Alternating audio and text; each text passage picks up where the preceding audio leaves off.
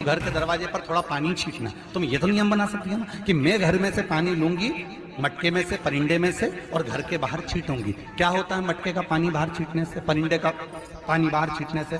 तो गरुड़ पुराण के अंतर्गत लिखा है तृतीय अंश के अंदर कि हमारे घर का जो मटका होता है वो मटका परिंदा कहलाता है। परिंदा का मतलब होता है पितरों का स्थान।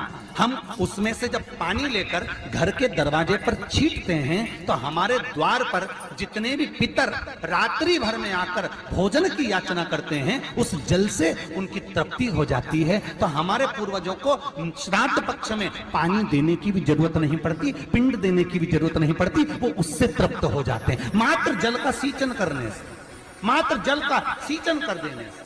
आप कोई नियम मत बनाओ। एक नियम तो बना सकते हो कि पानी बाहर छींटूंगी, एक नियम तो बना सकते हो कि मैं परिंदे पर दिया लगाऊंगी, एक नियम तो बना सकते हो कि मैं दरवाजे पर दिया लगाऊंगी, एक नियम तो बना सकते हो कि एक चावल का दाना मैं प्रतिदिन शंकर जी को चढ़ाऊंगी, ज्यादा नहीं, केवल एक दाना मैं शिव जी को चढ़ाऊंगी। नियम बना, कुछ एक नियम बनाकर चलो, आपकी जिंदगी की सार्थकता उसमें प्राप्त होगी। भगवान सामने आकर खड़े हो जाएंगे, सम्मुख में आकर।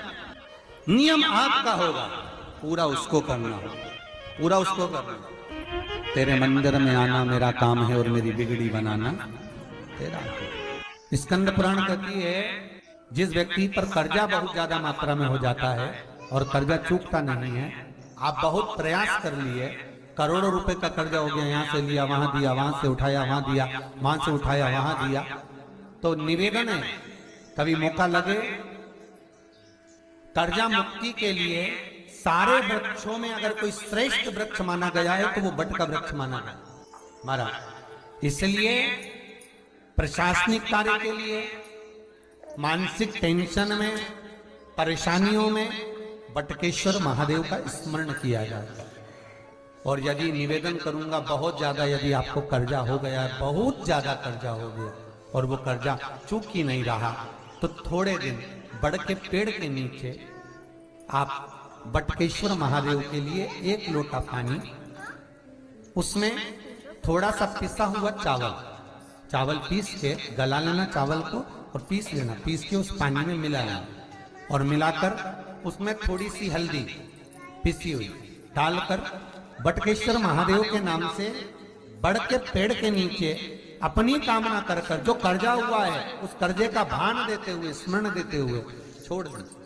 महाराज 2 या 3 सोमवार एक ही जगह पर करना, 3 सोमवार बाद वहीं से बड़ के पेड़ की थोड़ी सी जड़ उठा लाना और उस जड़ को एक कोई धागे में बांधकर या तो अपनी गले में डाल लो या अपनी जेब में पटक लो, उसको थोड़े दिन पटक कर रखना, लगभग 2 से 3 महीना पटक कर रखो।